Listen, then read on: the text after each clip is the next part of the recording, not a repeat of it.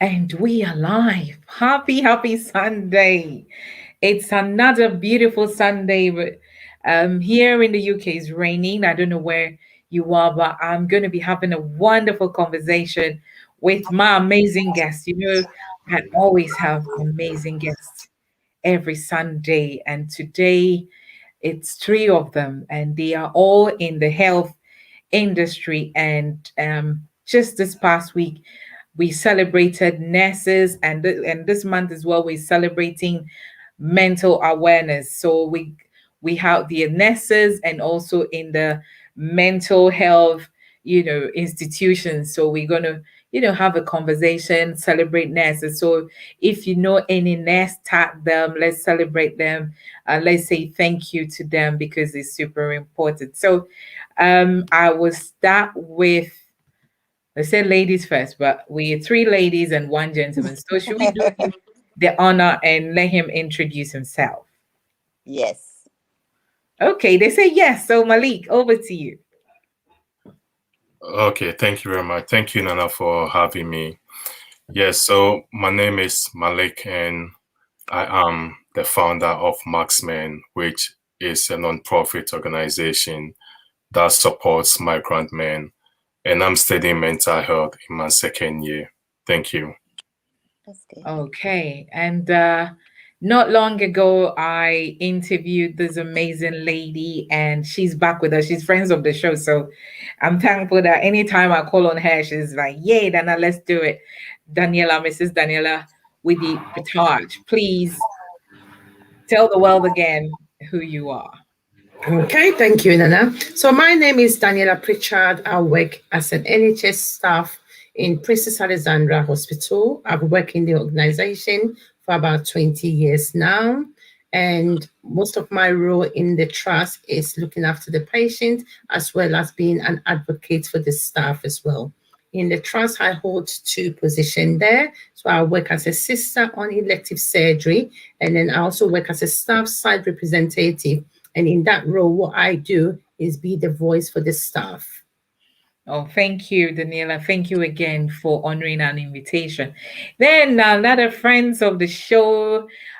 She is a global trotter. Sometimes I don't know where to find her, and she will say, "I'm not just a nurse." She is also the founder of Zenith Global Health. Please do us the honor and tell the world who you are. Thank you so much. It's always a Zenith delight Health, to be Zenith Health Global, right? I always mix the mix. So apologies. the other way around. Yeah, you were right. Yeah. Thanks for having me. It's always a delight to be here. And especially today among colleagues is awesome. My name is Mary Akangbe. I'm a specialist practitioner in minimally invasive surgery.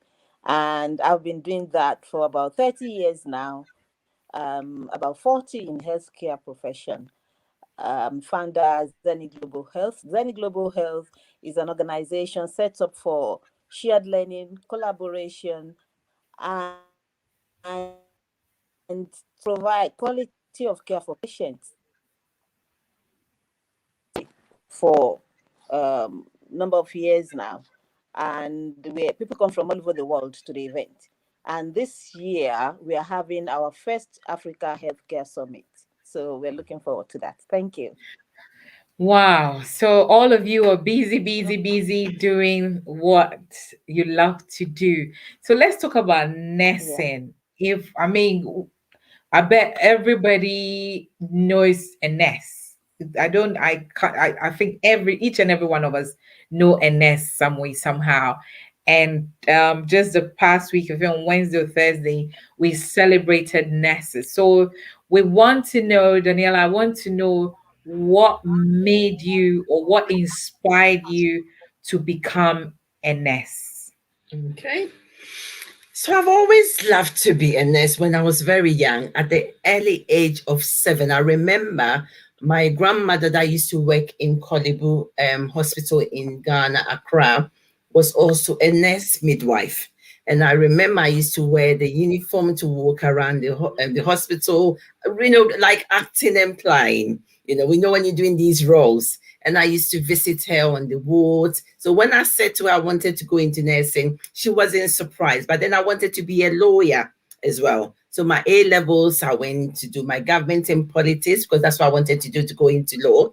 And then in between that, I then decided that I wanted more to be on the caring side than that. And that's why I've got 2 roles that I said I do. So I can balance the two. I can do the staff side role to be there for the staff in supporting. And then I can be there also to support my patient. And I've never regretted being a nurse. I love my job and I'm always passionate about it.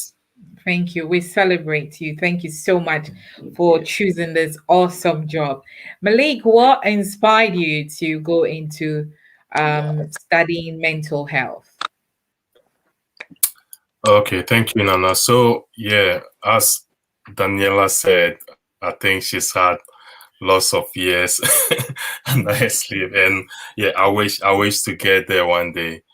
Yeah, so I've been a support worker for, I think I was a support worker for 6 years plus, and I did that in ICU. So through that, yeah, I developed a passion for mental health based on the fact that there were, less awareness in regards to promoting mental health within our community. So, no, I had the opportunity to continue as an adult nurse, but due to the fact that I thought there could be much as well to do in promoting mental health within our community, I branched from there and started studying mental health. So as I said, in my 2nd year now. And what got me into nursing, yeah, I also studied accounting. That was back home, but came over to this country. And I guess most of us, our situations are different. And nursing gives you that stable long-term career. And I thought it's a good opportunity in terms of way to establish myself, to get a career that I would love doing and also be able to reward myself out of that. Yeah, thank you. Oh, wow. So from accounting to nursing. Wow. And then from lawyer to nursing. Okay, so Mary, what inspired you to be a nurse? Don't tell me from bank manager to nursing. You know, you know what's interesting is that my story is exactly similar to Daniela's in every aspect, because I was inspired from the age of 5 by my aunt, my mom's junior sister, who was in nursing training at the time.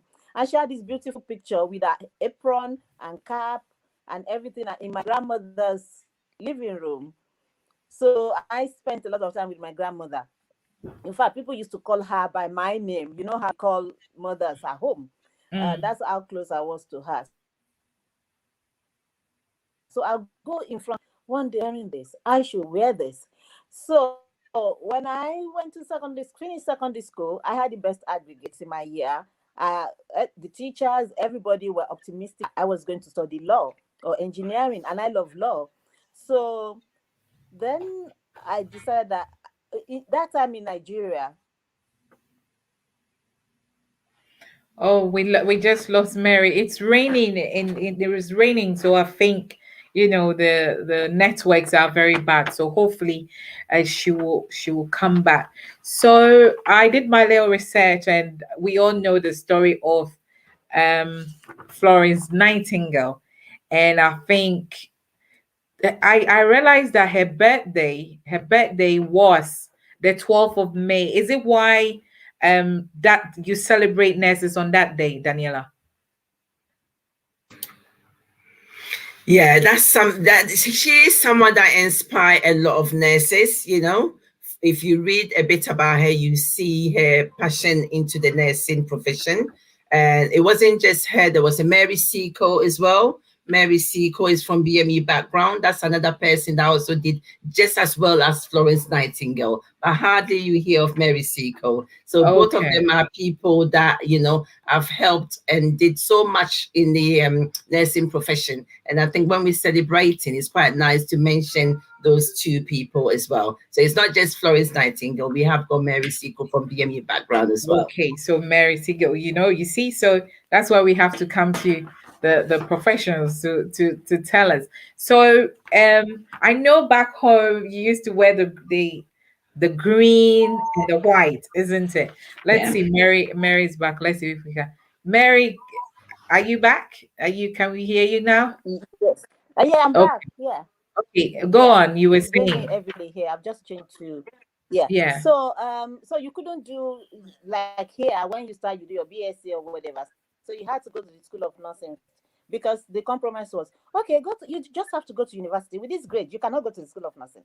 Anyway, no choice. So I went to the School of Nursing and then I did midwifery. And then the rest, as they say, is history. But the good thing is that when I came here now, I've been able to do other trainings, and now as a specialist, I do some of the work that junior doctors we do in surgery. So I love my job. I love the opportunity since I've been here. I've trained as an anesthetic nurse, theatre nurse, minimal invasive surgery, robotic, and everything, and genomics. So that is nothing for you. You can go to any branch, you can be whoever, whatever we want to be. And that is why I'm passionate. And that's why I use the word not just a nurse, like you just said. I'm passionate about getting people to know that you could be whoever and whatever you want to be as a nurse. It's not just about, you know, being in one spot or playing second fiddle to our colleagues in Okay, general. so you can Yeah. write. In Ghana, I'm taking you all back home. In Ghana, I was telling Daniela they used to wear the green and the white apron, I think. Was it the same in Nigeria?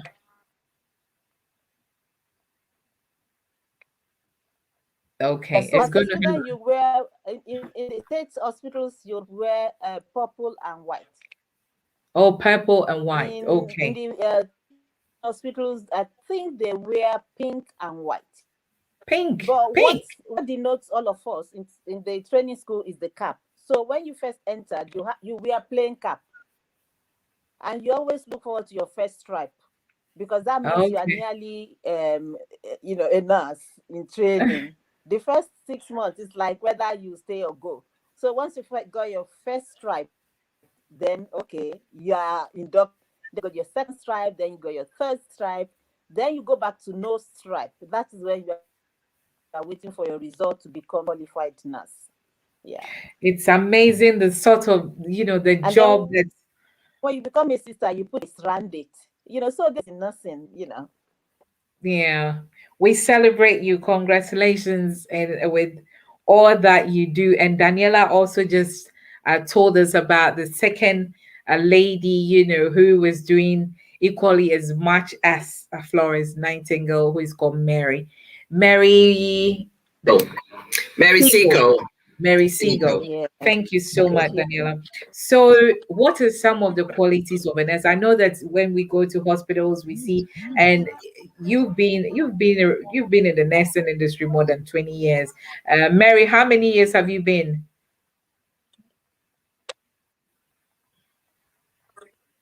40. 40? Did you say 40? Wow. Okay, Yes. now I'm going to Yeah, I calculate your started from age. the womb. Don't ask. Okay, and Malik, Don't how ask. long have you been? Yeah, so I was Yeah, in I started from ICU my for mother's womb. six That's all you years. need to know. Yeah. 6 years. Okay, so we have some top professionals, very very quality people here. And let's talk about some of the qualities of a nurse. I mean, here we see, especially when the pandemic did hit last year, how all of you were rallying around, working on the front line, saving lives. what is some of the qualities that the three of you exhibit that people see you and say, "Oh, I am so proud that you are my nurse." Let's start from Malik.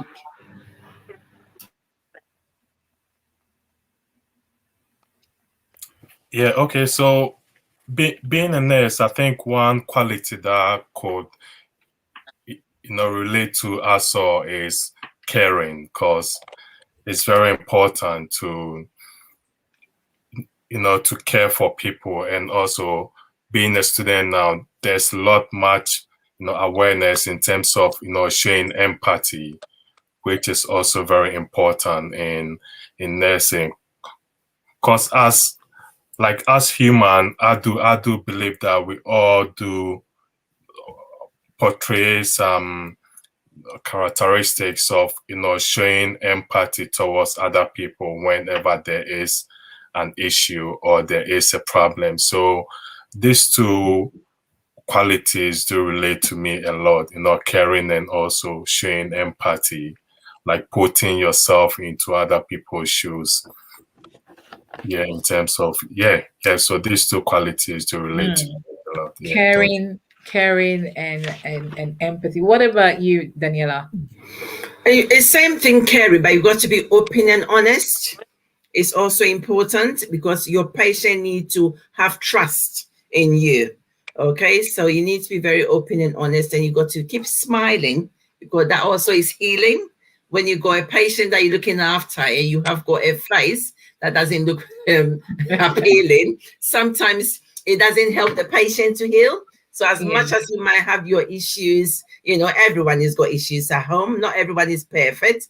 But when you come to work, I always advise the staff that it's always better to leave your issues at the entrance of the door before you enter the ward. And when you get there, smile, because that makes a huge difference. You can get to a ward that a patient could be in a lot of pain, a patient could be very distressed. But the moment you start smiling and being honest to let them know that things will get better, it makes a huge difference. And I think that is one of the things that I like to see, that most people that are coming into the profession will always show their smiley face and being open and honest to their patients.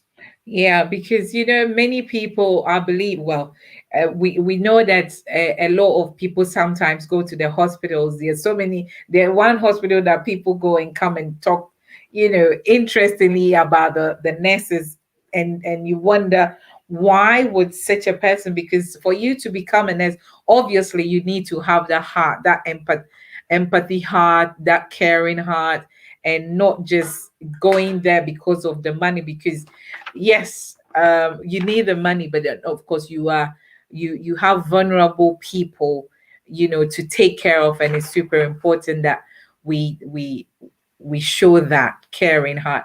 Mary, what are some of the qualities that nurses exhibit that when we see you, we say, yeah, I'm so thankful to have Mary in my life?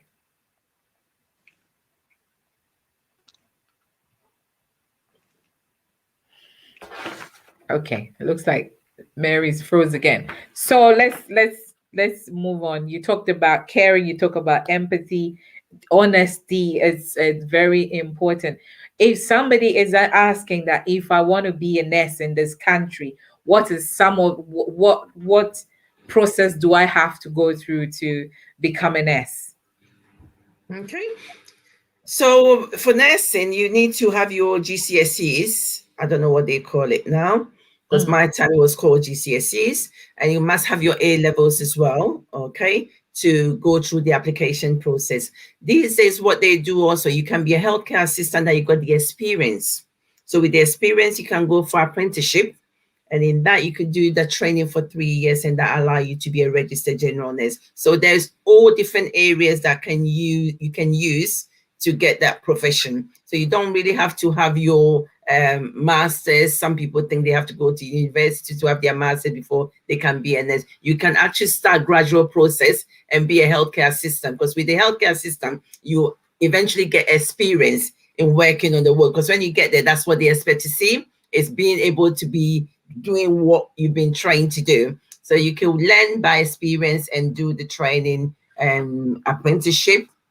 And with the apprenticeship also, most of the organization is paid for. You don't need to pay for the apprenticeship program. And even now, you don't need to pay for your nursing training anymore. Whilst, let's say 2-3 years ago, they were charging something like £9,000 for the nursing training, but it's free now. So if people want to go for the training, they can look into that. And it's a fantastic profession to be in. It's a fulfilling role to do. And I always encourage young ones, for instance, to say that if you've got the passion, and that's what you want to do, why not? Why don't you give it a go? It is good to be a nurse. It is good to be a nurse. So maybe I'll see. This good to be a nurse, and I love, and I'm thankful that you all, with all the great work you were doing and throughout and still doing, you are all here, and I'm thankful for your life. So if you're watching this, I'm talking to these wonderful people who are nurses and doing their thing, taking care of the sick and making sure that they are also giving their smile. Malik, let's talk. We're diving in now to our mental health, but let's ask Mary if she's Mary. Tell us some of the qualities you exhibit as a nurse that they are so thankful to have you.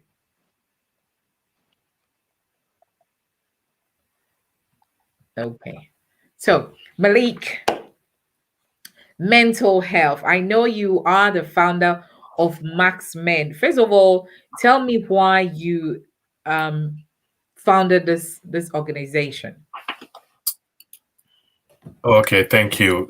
So before I start, I think I'd like to add something to what Daniela said, because I'm an adult student, so how I go through also with the experience which counts, and I guess access to higher education. So what I did was I have to write for maths and English, and I also attach my supporting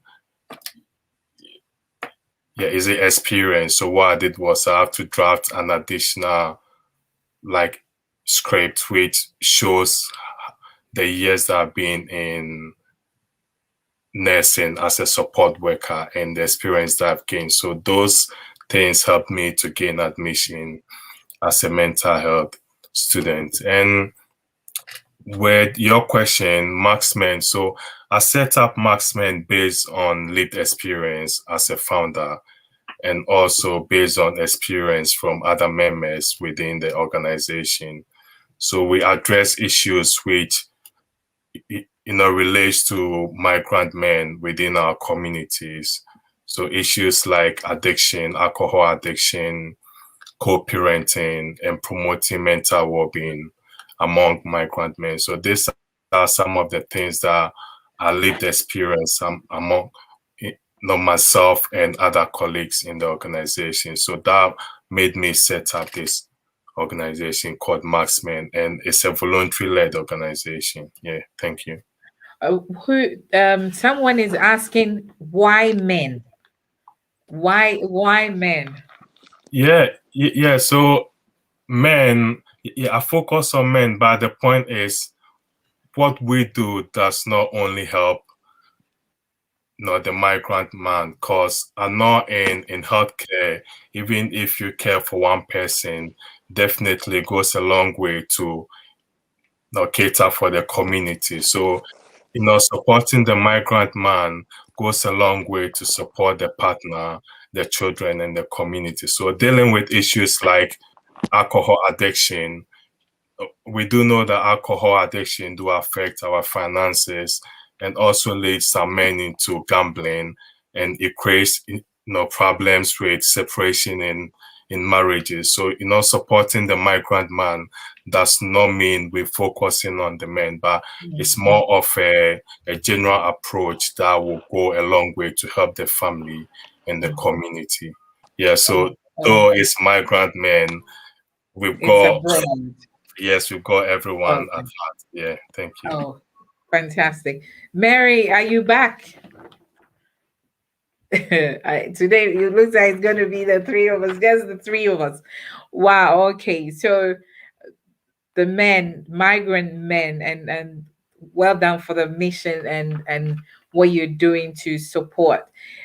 We are celebrating, or we are in the mental awareness week, and our mental health is very important. And I think it's something that has to be talked about almost every day, not just in May, but year in and year out, day in and day out. We need to talk about our mental health.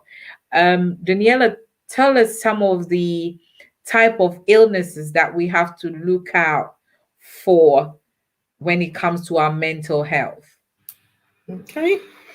I think I won't use the word illnesses. I'll say when people get into the hospital, is how they feel safety. Okay. Because if you get to a hospital and you don't feel that you are comfortable or safe, obviously affects your mental health because you don't know where you belong to. So that's very important as well. And also some of the staff, which are the nurses, if you, like you said, the pandemic is made a lot of us working in a very different way of how we used to work before. So it has affected a lot of the nursing profession. People that used to, sacrifice and do extra hours, people that will bend backward, forward. Now, people get scared because of the COVID. So now when they have to do certain things for the organization or where they work, they have to think first. Do I really want to be there? Okay. Or do I have to be somewhere else? Whilst before, people didn't mind. So I think it's changed. Fear is changed how we work now. And now as nurses, bear in mind that we got to put these marks on for all the hours of the shift that we're working. So if you're doing 12-hour shift, the max need to stay on for that length of time. The only time the max comes off is when you go for your break or when you're going home and in your car. So if you're doing a 12-hour shift on the ward, can you imagine what it's like? Very busy, walking around. So that alone doesn't help the situation as well. So I think these are some of the things that I don't think the public realize what nurses go through. And that's why we are very, happy when people appreciate what we do. And that's why sometimes we get frustrated that the government did not see what we put ourselves into. And if you can remember, you heard Boris saying that they were going to give nurses 1%. To us, we thought it was an insult for what we do. We're not desperate for the money, but we want to be acknowledged. And that's all we're asking for, is acknowledge. Because what they keep forgetting is sometimes a nurse will do a 12-hour shift. You don't finish exactly at the time that you finish your shift. You're doing paperwork, you're doing extra work, patient has to go somewhere. You can't just walk away and say, I'm going home. So some of the time you could be staying over half an hour, an hour. You don't get time back for that time that you stay over. These are sacrifices that you're making. So let's say if every day you're staying for an hour, calculate and see how many hours you've done voluntary for the NHS. So it's acknowledgement. That's what we want the government to see, is acknowledge what we do for our patients. Well, I hope Boris Johnson is listening to us today, and I know he's listening and he's watching. Mary, so I come back to you again. I was asking you some of the qualities that you portray as a nurse that makes your your patients appreciate you.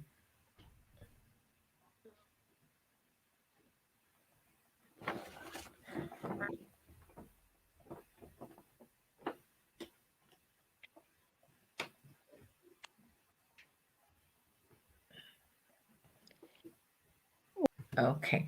Well, where Mary is, and she lives in a beautiful mansion. So I don't know. Well, it's the rain. It's the rain. Well, so um the mental illnesses that people tend to, as I was doing my research, said the anxiety disorders, people panic disorders, people are depressed, depression. It's now a lot of people are on edge. We see that a lot of people are on edge because of the pandemic. Most people have been at home for 1 year. Imagine being at home, and if you're living with an abuser, with the kids, not going to school, the spaces, maybe not everybody live in a bigger space, and so we all crammed up, and it's putting people on edge. So it's super important at this time, as it's mental awareness month or mental awareness week, we're asking people to speak out. Don't just quell in and not speak out. Please speak out. Is so important. Personality disorders, with all the stuff that is happening on social media, we people don't even know who they are anymore, and that causes same anxiety, and causes our mental health. So it's super important. What would you say, Malik, about that? Yeah, thank you. It's very true. And one thing that I would like to say is, because we keep hearing, on all the media platforms saying, oh, ethnic minorities are the most affected ones during this lockdown and during this COVID-19 pandemic, which fine, we do accept that. But as they've said that, that means we are the ones that do need the support at this stage as we're coming out of the lockdown. So I believe the government should make it a priority where easy access to help should be available within our communities. Because when, like as a migrant, when we talk about mental well-being, one thing that I could emphasize on is to do with loneliness. Because when you come over to this country and you don't have any family structure around, loneliness alone is something that can lead you into so many things. Not talking about undocumented migrants who cannot work and have to go through the same thing that we went through for years during the lockdown. So we have been staying indoor for years. These guys are going through the same thing, some 20, some 30 years. Wow. So these are the things that we need to address. If someone has not got the right to work and they are indoors, they just isolating themselves from authorities because they don't want to get like deported. These guys are there within our communities. So when we talk about mental health or mental well-being issues, loneliness is one thing that needs to be addressed. And the government, as they've already said, that we are the ones that got affected most during this pandemic, then we are the ones that need the support most. So this is what I'm going to say. Yeah, thank you. Okay. Mary, let's see if Mary can well.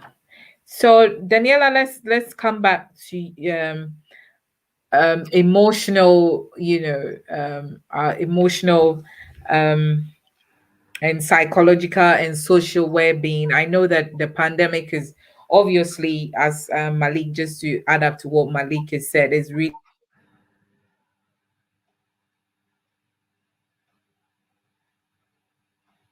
it's really affected a lot of people, and people are still coming out, and we are being asked to speak out. What would you want to add to it? Okay, so in different organizations, they've got occupational health, which we call SHORE. Okay, that's staff health and well-being. So some organizations are supporting staff, to go for counseling. Staff should go there to share any concerns that they've got. They're also encouraging some of the nurses to be mental health awareness champions. Okay, so these people are also helping on the wards. So if they see a staff, for instance, is going through difficult times, they can actually see these people as, one-to-one chat and see what support can be given to those people. So I think it's something like Malik said, it's been addressed globally. So a lot of people are getting support from the organizations that they work in. And I think that's something that if you work in a place that you don't think there's any support for you, just Google around and see what is available so that you can seek support. Because the sooner you get help, the better it's going to be for your health and well-being. Thank you. The sooner you get help, the better, because as we all encourage to speak out, and most of the time people don't speak, especially, and it comes back to our community again. We hardly speak up because of the stigma that, people, because once upon a time when they say mental health, they think you're crazy. So there are a lot of people out there who are not speaking out, who are going through so much. Don't stay at home and quelling. Please, please. This evening is all about you. We want you to know that you're special, and speak out if you find yourself that, look, you're being sad, you're being emotional too much, you are eating, your sleep pattern is changing, you don't understand what's going on. Go see your doctor. And it's not just we that are in the UK or in Europe. This is on international ground, so it's a global thing, like the pandemic. So it's super important that you speak up. Mary, can you hear me now? Well, it's good. It's a feel good day for Mary. So, how do you handle stress when the migrant men, when it comes to stress management? What is some of the things that you take people through when they come to your organization, or when you organize your events? Yeah, so it's good that Daniela made mention few points that could help us, in terms of addressing mental well-being. And one other thing that I would like to talk about is promoting awareness, which is very important. So, as much as we promote awareness, that increases the early intervention, which leads to fast recovery. So within our organization, because we do emphasize on the fact that not all migrants will have that easy access to support services. So we try to focus on the early intervention aspect of promoting well-being. So what we do is we make sure that we go within communities to raise awareness. And also we set up this outreach project whereby we go along with professionals,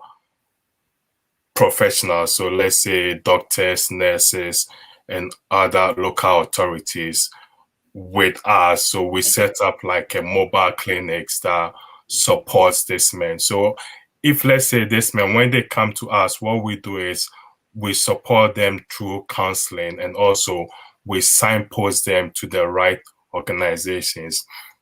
And one other thing that I'd like to say is we create it in such a way that we're not going to ask them for what is your documents, which address do you live in, like what are you doing in this country. Those things are the things that deter most of our people from going to seek for support. So as far as you come to us and you tell us your problem, we are very ready to support you and connect you to the right people that can help you. So early intervention is our approach, which will reduce most of the issues that we are discussing. Yeah, thank you. Well, as I said, mental health is important in every stage of our lives, from childhood, adolescent through adulthood. So it's not just the adults. We also have to be having conversations with our children. I know that because of the pandemic and we are all on edge, and the kids are doing their thing and parents are doing their thing. I think this is the time that we have to stress that we all have conversations with our children, because when they're on their phone, when they're in their bedrooms, we don't know what they're up to. So please, as parents, we really, really, really have to think of our children's mental health as well. Okay, Mary, okay, talk to me. I know you say you can hear us, so talk to me.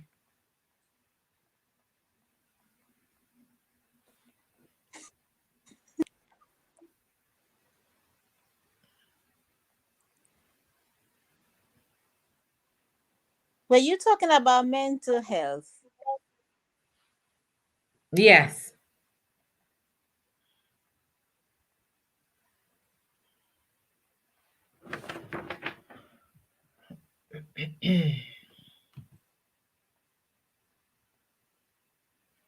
Hmm. Okay, so I think we it's we really having problems with Mary. Yes, Kwame is saying a very great point, Rate Malik. So as I was saying, we have to be very, very particular about the children as well. Please, please don't ignore having conversation with the children. I know sometimes parents are working, and as things are getting back a little bit to normality, we have to be aware of our children, especially when they're withdrawing or they're just attached to their phones. Is super, super important. Daniela, as you are as a mother, um, what sort of conversations do you have with your children when it comes to this topic? Okay. So with the kids, my kids are all teenagers now, both of them. So what I tend to look out for is when they stay in their room, because if you know, most of the teenagers they spend a lot of time in their bedrooms. Mm. Hardly they come out. If they're not in their bedrooms, they are on their game. If they are not on their game, they are on social media. So you need to engage and ask them how their day has been. You need to be involved with planning in the house. What are they doing? What is school like? What are issues at school? Because the more you have an open conversation, you get the mindset of what is going on in the school. You have to start something because as a mother, you know your child. Okay, so as soon as they start something, you know where that is leading to. We need to have interaction with them. We need to ask them what is going on. We need to make an impact by making sure that their health and well-being is something that we pay attention to. Because with kids, sometimes if you don't dive into certain things, you won't know what is actually going on. By the time you realize it's too late, they join companies that they shouldn't join, but that is all for attention. So you need to know where your child is. As much as some of us try to work so hard, why do we work? It's because of the kids. So if you're working so hard and you're not fulfilling what you're supposed to fulfill as a mother, what is the point? So you need to have a conversation with them and know where your kids are, what your kids are doing. So if they're doing something that you don't think is the appropriate behavior, or you think they are in the wrong gang, you can start very early stage to correct it rather than leaving it for so many years. And then later on, when you get the bigger picture, you're in shock. And then you're the same person that will start asking yourself, where did I go wrong? You were busy working. So you got to try and make an impact by involving them in some of the decisions that you make in our home. Ask them questions, see answers that you get from them, and make sure that you also keep an eye on how the mindset works. As a mother, you know your child. You don't need someone else to tell you what to do. Yeah, thank you. As a mother, you know your child. It's so important that you look out for the signs, have conversations with your children. When was the last time you sat at the table with the children? When was the last time, we all put our phones down and say, hey, how was your day? I know, we might sound as if, people don't do it, and I get to interact with young adults, and some of them, they live with their parents, but they have no clue what their parents, where they work. They don't know them. So please, let's have relationship with our children. Don't let us wait when it's too late.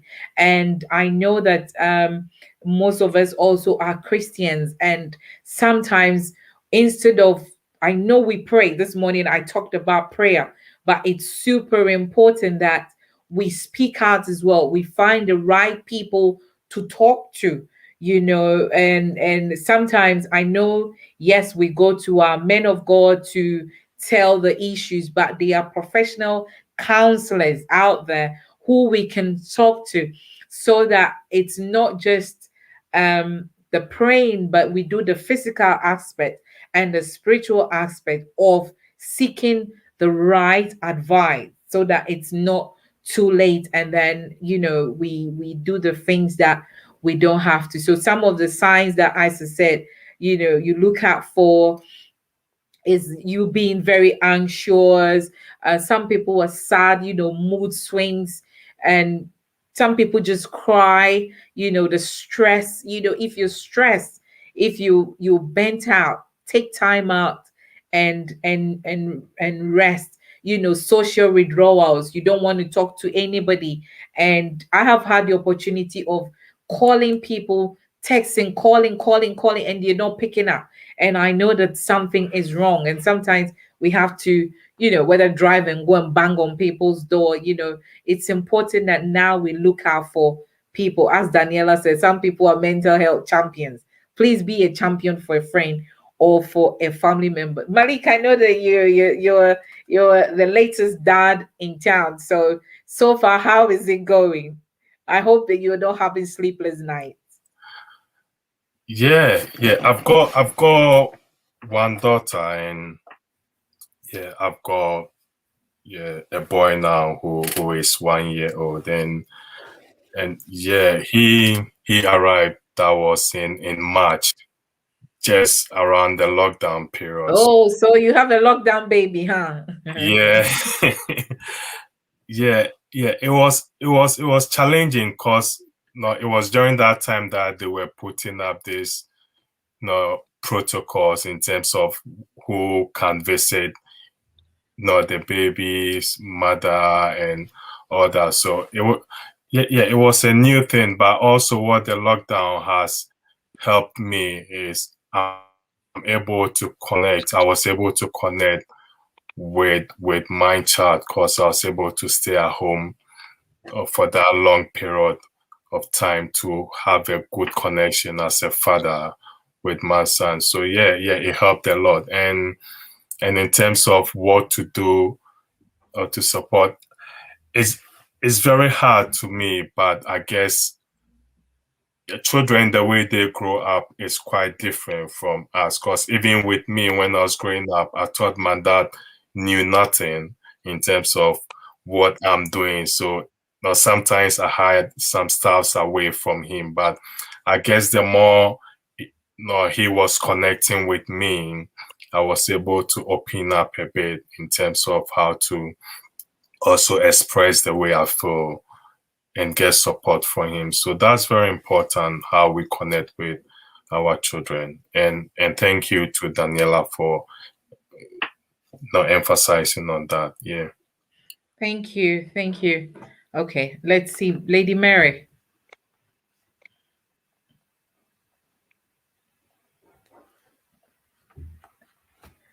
Okay. Daniela, so and I suppose what Malik said about connecting is the reason they now introduce paternity leave. Because in the past,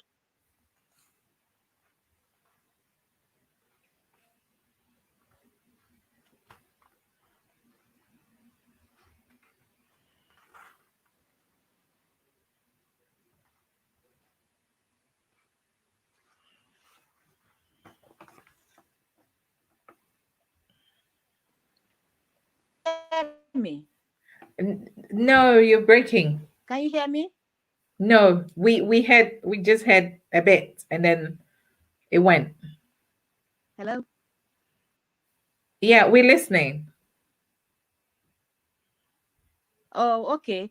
I was talking about paternity leave. Yeah.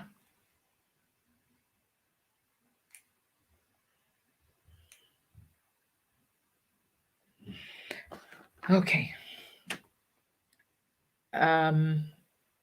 When Mary's clear, we'll bring her back in again. Daniela, I was saying that how do we look after our mental health?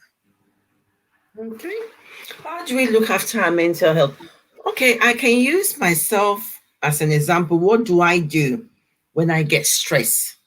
Okay. Sometimes I go for a walk, just a long walk. And with the COVID, most of us that had the COVID for a long time, we get shortness of breath. So what gets you out is fresh air. You walk for short distances if that's what you feel like doing. And whilst you're walking, you can listen to some music. Okay. You can also go for pampering section as well, because now places are open. Okay. So you can go for a massage if that's what you want to do. You can speak to people that when you talk to them, they actually make an impact in your lifestyle rather than people that are going to be negative, because negative doesn't help the situation. It's pointless picking up a phone, ringing a friend that is going to criticize you. You need to find someone that when you pick up the phone, the person is going to be honest and tell you what support they can give you. Everyone needs to have one particular person that when you pick up the phone and you are feeling that edge, that you think you're a bit stressed, that you think your mental health is going to be affected, that person can actually sit you down and say, this is what you did wrong, or this is what I can support you in. You need to have someone in your life that you can trust, that that person is there for you. And I think these are some of the things that sometimes we take for granted, but the COVID is taught everyone that in life, sometimes material things doesn't make any difference. You leave them and you will go. What matters is your health, and someone that cares for you is very important. Thank you. Yeah, what matters is your health, and it's very true. We have we have really learned a lot through this pandemic, and one of the things that I think over the weeks I have learned is the caring bit and the friendship. You know, it's so important that we will leave everything, but don't throw away good friendships. I learned that from last week when I happened to interview one great lady, and it's stuck with me, and I know it's very important. So let's continue to look out for people, you know, and be there for people. Don't wait when the person is gone. You're going to write this long and read as long words, and you know, say it. Take care of them. Let them know whilst they are here. It's so important. Malik, what are some of the things that we have to do to for our mental well-being? Yeah, so with me, what I've been doing during this period is to just connect with people very close to me, which and also at the moment, because the lockdown, I guess most of us did gain some few pounds. So yeah, I'm trying to keep active, which is something I'm doing. And one thing that I've realized as well is to try and take a break, because yeah, I've not been doing that lately, just to do with studies and also running the project and the organization. Yeah, I've not been taking lots of breaks, which is something that I'm trying to do. So yeah, I think taking breaks, just the body will tell you sometimes that, you know what, you need a break. So yeah, it's something that is very important, like taking breaks too. Yeah, thank you. It's very important that we take breaks, you know, and as they've all said, keep active, you know, ask for help. The asking for help is super important. Take a break, do something you love doing, you know, read a book, or connect with people, connect with like-minded people, as Daniela have said, not the negative. I thought, you know, they said misery misery love company. Don't go to the misery side. Go to the positive side that would, you know, get you motivated. You know, if you're too anxious, or if you have to speak to your GP, or speak to your GP or your doctor. We here in the UK, we say GP, you know, back home, talk to your doctor, or you know, a counselor, somebody who is in the profession to give you professional advice, you know, and so that you stay sane. You know, we want you here. We want you to be here for the kids. We want you to do the things that you used to do. So please do so. Malik, you have an event coming up this coming June. Could you share a thought on it before we round up? Yeah, thank you, Nana. Yeah, so we've got a few events coming up. So yeah, the one that I guess you will be hosting is on the Malik, 19th. you gave me away. You gave me away. oh, I guess I guess it's better for the public to know who the host will be, because if they know that it's Nana that is hosting the event, then it's going to be a successful one. So definitely I have to let them know who the host is for the event. Yeah, so I guess it's a good way of giving you away. So yeah. So that'll be on the 19th of June, and we're going to address separation, co-parenting, and well-being among migrant men. So this event will be on the 19th of June, and we've got that on Eventbrite. So anyone who wants to join us can register their attendance. And there'll be another one coming up on the 10th of July, which will address mental well-being among migrant communities after the lockdown. So we need to address how our well-being is and what we can do to empower each other. And at the moment, we're running a drop-in sessions every Thursday at the Wellness Center in Croydon.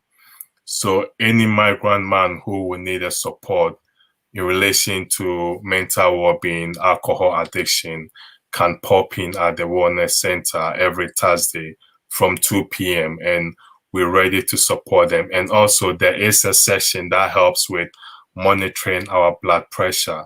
So when you come, you get access to these services for free. So I'm asking the public to come along and just get screened. Everything is for free, just to empower our community. Thank you. Fantastic. Thank you. That is Malik Ali, founder of MASKEDMen.org. It's a fantastic organization looking out for the mental well-being and the well-being of migrant men.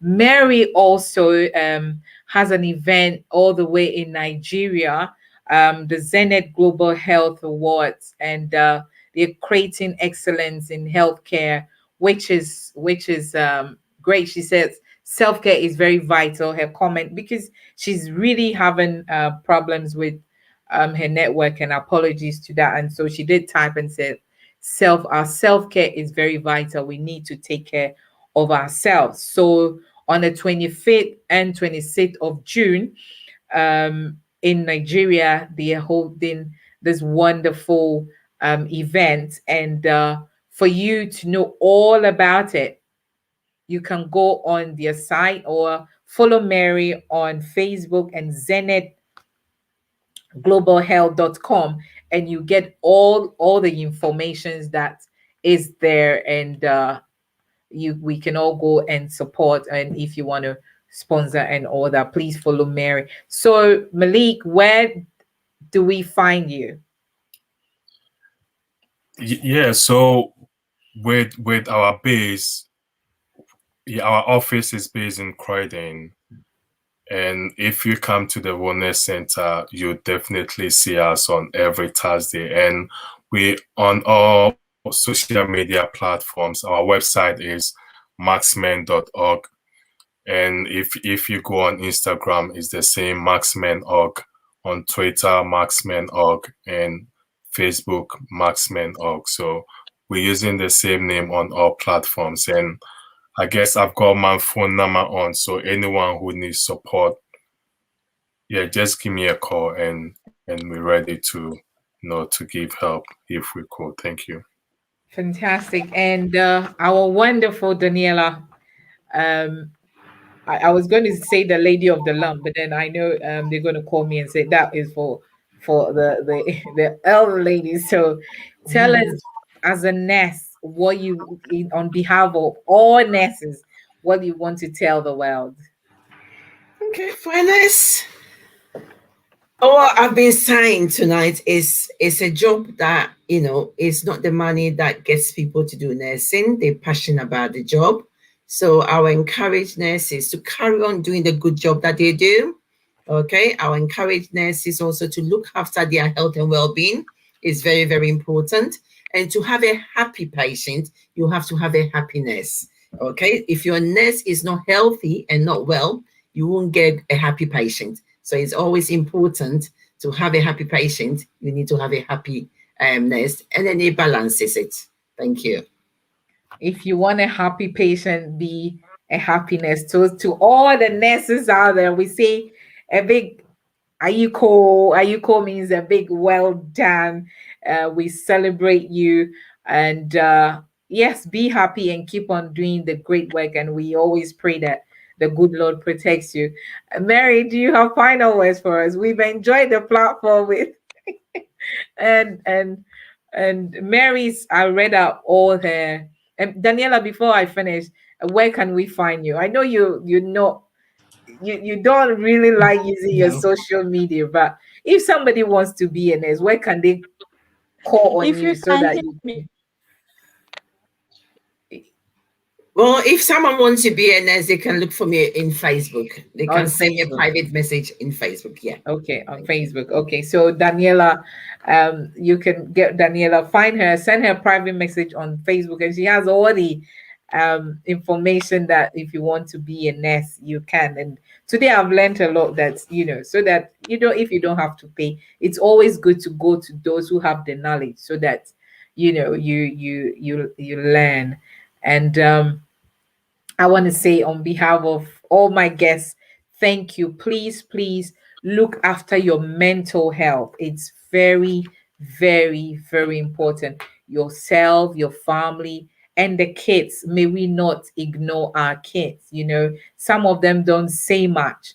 And if they are not saying much, it's important that we have conversations with them. We get them talking. We get them engaging in a good manner. And if you think there's something wrong with you, speak out. Please speak out. Don't quell in. Find help. Ask for help. It you are special. Asking for help does not demean you. It's very important that if you need help, you do seek help. Thank you, my wonderful guests, Malik Ali and Daniela, Pritchard, and Mary. Mary, we had an awesome time with Mary. And I know that if she does a lot on her platform, and if you want to know more, check out Zenith Health Global, and you would know more about what they do. Have a wonderful evening, and thank you so much, guys. Thank you, Nana, for having me. Thank you. Thank you. Thank you so much. And so, thank you for watching. And as I said, our mental health is so, so, so important. We can't stress it enough. Get active, eat well, connect with people, keep in touch with people, check on people as well, so that at the end of the day, we all stay safe. Have a wonderful week, a blessed one, and always know that you belong at the top. Bye bye.